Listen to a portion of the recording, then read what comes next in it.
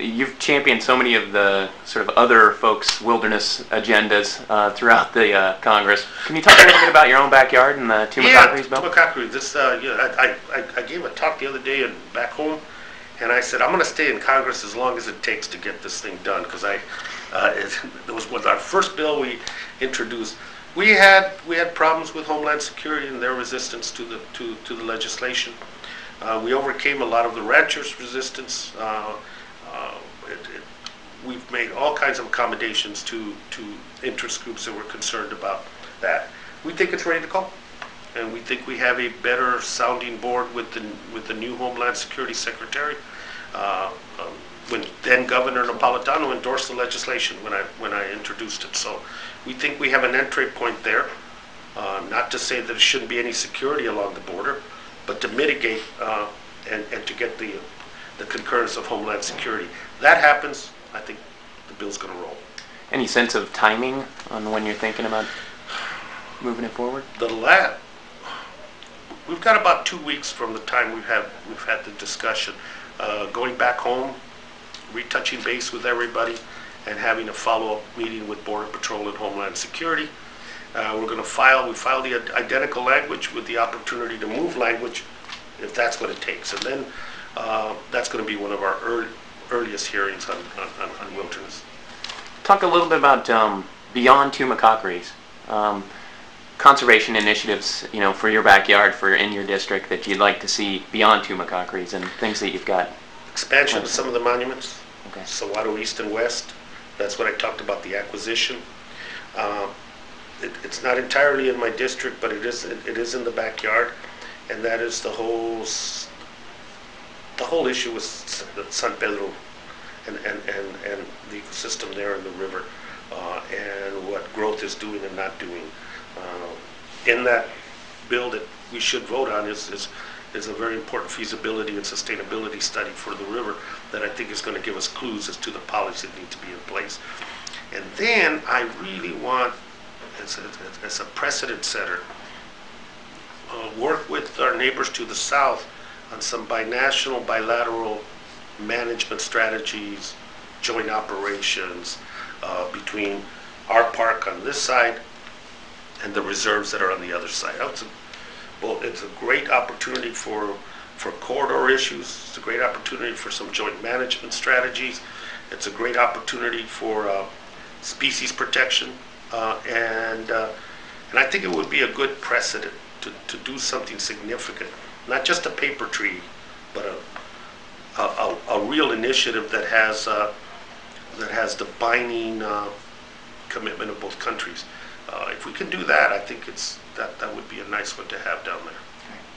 One final question. A lot of the folks that read the Wilderness Report, which is what we're filming for today, really want to know sort of how they can do a better job working with members of Congress when they bring their proposals forward for protecting a particular area. Do you have any advice for them on ways they can be more effective in terms of working with you all up here? I think the homework is critical. I think conceptually we all have great ideas, and I think the people that that are the most productive when I meet on wilderness issues are the ones that have touched base back home. That doesn't mean concurrence to what you're trying to do, but there has been back home in that community the dialogue that I think is important, and then realizing that I think wilderness has a universal appeal in the sense to members of Congress. Even some of our more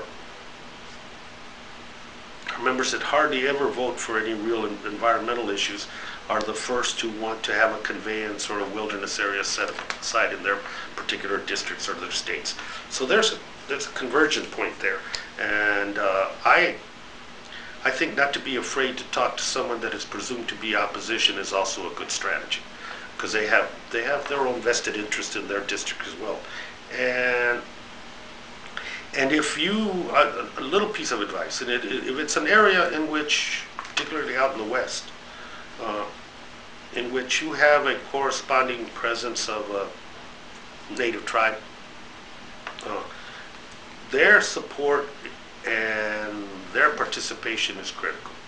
I say that because I think they carry a certain authority, the tribe does, and people listen.